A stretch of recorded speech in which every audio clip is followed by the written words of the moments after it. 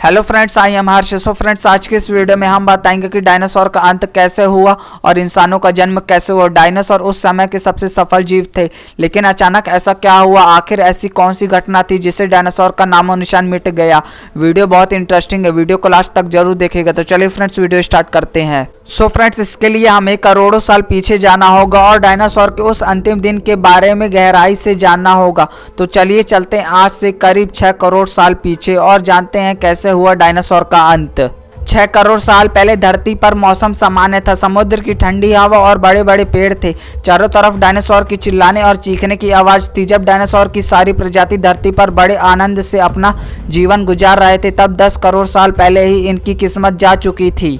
10 करोड़ साल पहले एक छोटा सा एस्ट्रॉयड धूमकेतु का टुकड़ा जो सुंदर अंतरिक्ष से आ रहा था और वह पृथ्वी से लगभग 20 करोड़ मील दूर मंगल और बृहस्पति ग्रह के बीच बने ग्रह में घूम रहे एक बड़े एस्ट्रॉयड से टकराता है।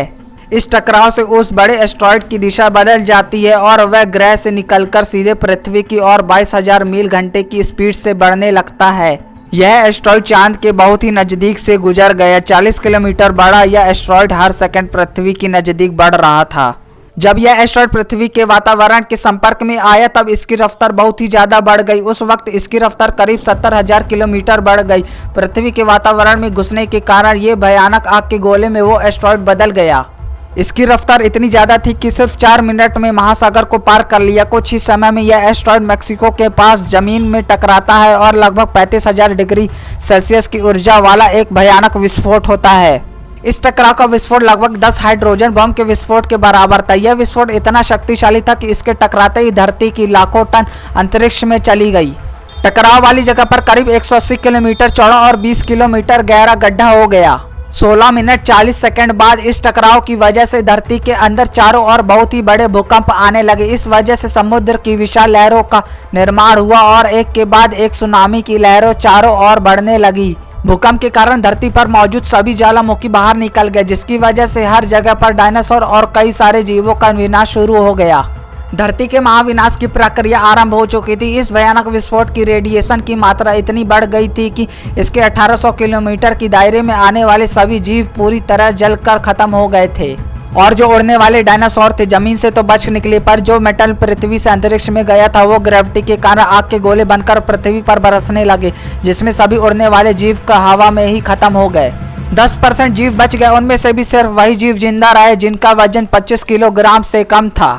इसका कारण यह था कि इस महाप्रलय की वजह से धरती पर सभी मात्रा में वनस्पति और जीव नष्ट हो चुके थे, जिनकी वजह से बड़े जानवर अपना पेट भर नहीं सके थे और डायनासोर का काल खत्म हो गया।